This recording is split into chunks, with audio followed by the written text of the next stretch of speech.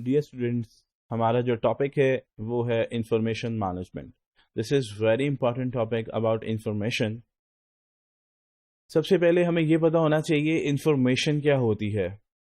Data होता है आपका रॉ फैक्ट्स, और जब हम उसको कन्वर्ट करते हैं एक ऐसी मीनिंगफुल फॉर्म में, जब हम उसको कन्वर्ट करते हैं इस तरह की सिचुएशन में कि हम कुछ डिसीजन ले सकें, तो हम कह सकते हैं वो इंफॉर्मेशन है। जैसे कि मैं ये कहूँ, मेरे स्टूडेंट्स जो हैं, मैं एग्जांपल लेता हूँ, मेरे स्टूडेंट्स जो हैं वो क्लास में 90% फेल हो गए हैं। बस ये आ रहा है कि 10 स्टूडेंट्स से फेल हो गए हैं। अब आप इस पर कोई डिसीजन ले सकते हैं? नहीं ले सकते। अब मैं इसी इंफॉर्मेशन को ज़रा कन्वर्ट करूँ, प्लान करूँ, मैं पिछले 3 साल का एनालिसिस करूँ, पिछले 3 साल में कौन कौन पढ़ाता था, कैसे कैसे पढ़ाता था, क्या क्या टॉपिक्स थे, इस पर क्या टॉपिक्स थे, उसमें फिर आपको वेरिएंस नज़र आ जाएगा कि किस वजह से, क्या रीज़न थी ऐसी जो पिछले सालों में नहीं थी और इस साल में है, जिसकी वजह से स्टूडेंट्स फेल हो गए। तो वो रीज़न जब सामने आएगी तो ऑब्वियसली आपके लिए वो एक इन्फॉर्मेशन है, जिसकी बेस पर फिर आप कुछ डिसीजन लेंगे कि अब हमने क्या करना है। तो एक फ्रॉड इन्वेस्टिगेटर के लिए, एक फोरेंसिक ऑडिटर के लिए, एक फोरेंसिक अकाउंटेंट के लिए इंफॉर्मेशन इसी तरह बहुत इंपॉर्टेंट है, क्योंकि उसने फ्रॉड का केस रिजॉल्व करना है। उसने प्रूफ करना है whether the fraud has been done or whether the fraud has not been done, whether the company bear the loss or whether the company didn't bear the loss। तो उसने कुछ ना कुछ आपको, एक फ्रॉड एग्जामिनर ने, फ्रॉड ऑडिटर ने, forensic accountant ने आपको बताना है कि फ्रॉड हुआ है कि नहीं। तो वो किस बेसिस पे करेगा? इंफॉर्मेशन की बेसिस पे। तो इंफॉर्मेशन एक वेरी इंपॉर्टेंट एलिमेंट है फॉर द इन्वेस्टिगेटर। हमेशा इंफॉर्मेशन को एनालाइज किया जाता है, ट्रांसफॉर्म किया जाता है। जिस तरह का फ्रॉड हुआ होगा, आपको ऑब्वियसली उस तरह की इंफॉर्मेशन चाहिए होगी। आपको अपनी इंफॉर्मेशन को उसी कॉन्टेक्स्ट में डालना होगा ताकि आपको पता लगे कि ये जो इंफॉर्मेशन है, क्या ये आपको हेल्प कर रही है, ये जो इंफॉर्मेशन है क्या अलाइंड है आपके जो आप केस प्रूफ कर रहे हैं। तो इंफॉर्मेशन जो है कलेक्ट करना इज़ वेरी इंपॉर्टेंट, उसको मैनेज करना इज़ वेरी इंपॉर्टेंट, और उसको फिर ट्रांसफॉर्म करना, एनालाइज करना according to the procedure to confirm और disconfirm assumptions regarding potential fraud.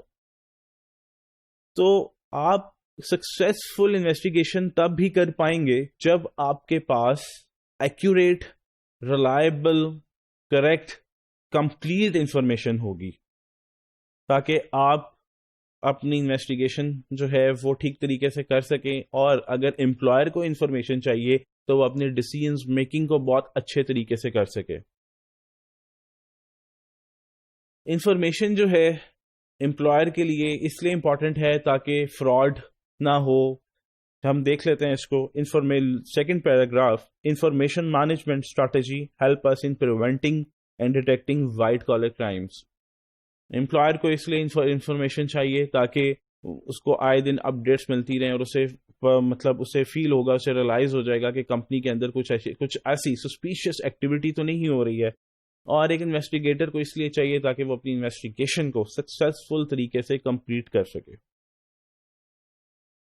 Information management कैसे पॉसिबल है? आपको एक्यूरेट इन्फॉर्मेशन चाहिए, आपको करेक्ट चाहिए, टाइमली चाहिए, ऑन स्पॉट चाहिए। ऑब्वियसली कुछ फीचर्स होते हैं करेक्ट इन्फॉर्मेशन के, एक्यूरेट इन्फॉर्मेशन के कुछ फीचर्स होते हैं, वो हम अभी नेक्स्ट स्लाइड्स पे डिस्कस करते हैं। तो ये किस तरह से पॉसिबल होगा?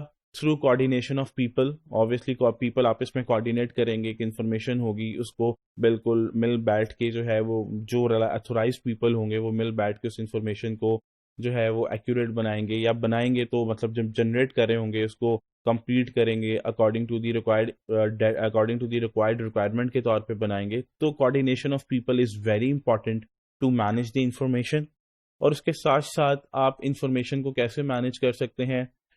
टेक्नोलॉजी रिसोर्सेज के तहत। मतलब अगर आपने उसको कहीं पे सेव करके रखना है, आपने सिर्फ कुछ लोगों को उसके लिए रिस्पॉन्सिबल ठहराना है, तो वो इन्फॉर्मेशन उन्हीं लोगों को सिर्फ नज़र आएगी और किसी को इन्फॉर्मेशन वो नहीं मिलेगी।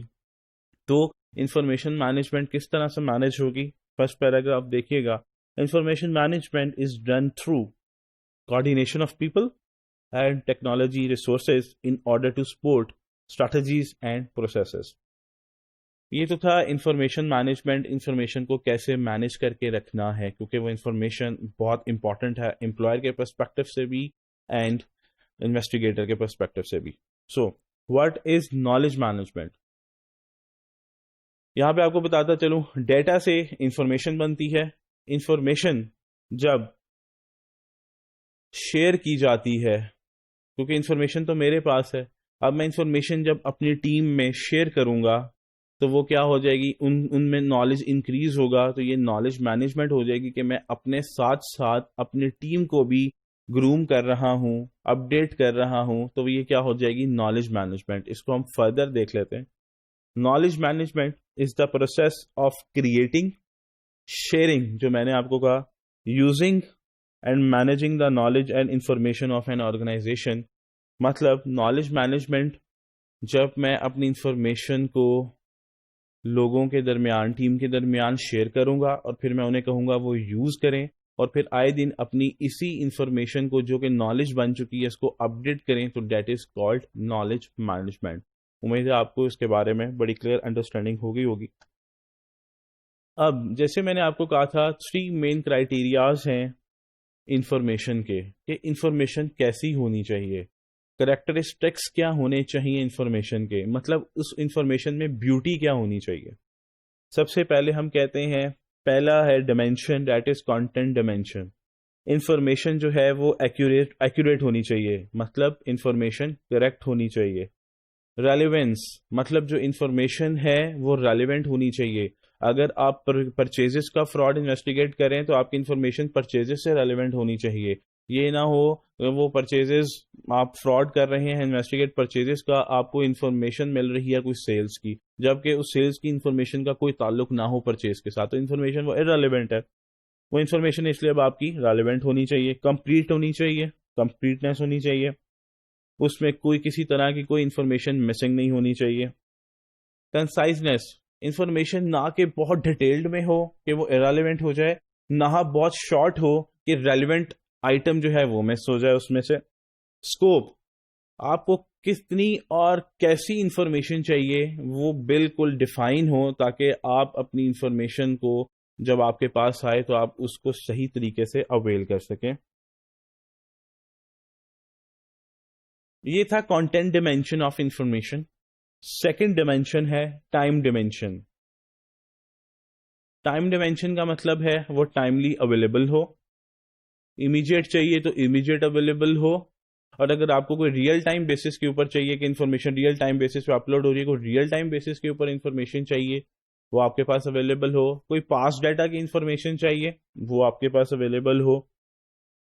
उसके साथ साथ इंफॉर्मेशन जो है वो आपकी अप टू डेट होनी चाहिए। और आपको कब कब ये इंफॉर्मेशन चाहिए, हफ्ते बाद चाहिए, 2 हफ्ते बाद चाहिए, 3 हफ्ते बाद चाहिए, या आपको डेली बेसिस पे चाहिए, या आपको वंस टाइम चाहिए, तो उस इंफॉर्मेशन की फ्रीक्वेंसी भी जो है वो अवेलेबल होनी चाहिए, ठीक है, डिफाइन होनी चाहिए। इसकी एक छोटी सी एग्जांपल, अगर आप किसी जगह के आगे से गुजर रहे हैं, आपने देखा एक बिल्डिंग में आग लगी हुई है, आप उसके ऑनर को जानते हैं, आपका दोस्त है, तो क्या आपको इन्फॉर्मेशन, अब आपने उसको ये इन्फॉर्मेशन देनी है कि आपकी बिल्डिंग में आग लगी हुई है, तो क्या आप उसको ईमेल करेंगे कि यार ईमेल कर देता हूँ मैं, वो जब पढ़ेगा उसे बता दूंगा कि यार आग लगी हुई है? नहीं, आप उसे फौरन फोन करेंगे।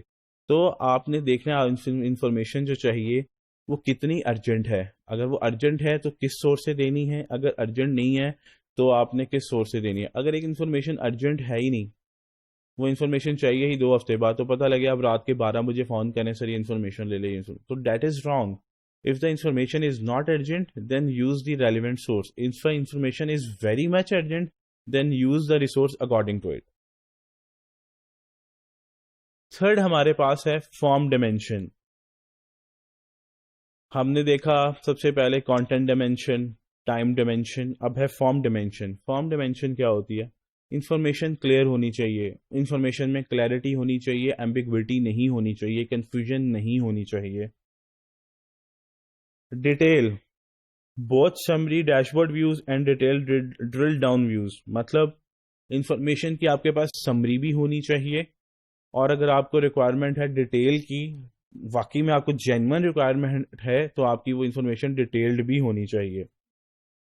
ऑर्डर, इंफॉर्मेशन किस सीक्वेंस में चाहिए आपको, उसका लॉजिकल ऑर्डर क्या होना चाहिए, कौन सी इंफॉर्मेशन पहले चाहिए, कौन सी इंफॉर्मेशन बाद में, उसका सिक्वेंशियल ऑर्डर कैसे होना चाहिए, ये आपका क्या है ऑर्डर।